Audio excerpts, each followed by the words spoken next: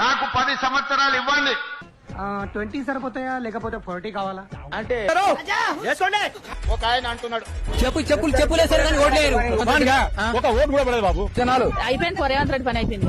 అయిపోయింది బతిగా అయిపోయింది నీకు. మళ్ళీ గెలిపిస్తారా? దానికి ఆళ్ళు కాదు ఇంత పోరాడారు అని ముఖం చూడరు ఇప్పుడు. అంతేనా? ఇప్పుడు మళ్ళీ వస్తే మాత్రం చెప్పుల దండలేదు రేవంత్ రెడ్డి. రేవంత్ రెడ్డి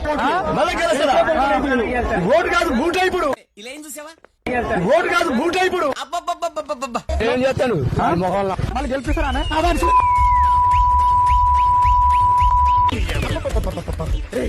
చెప్పరా చెప్పు తీసుకొని ఓటు మాట్లాడుకుంటాం.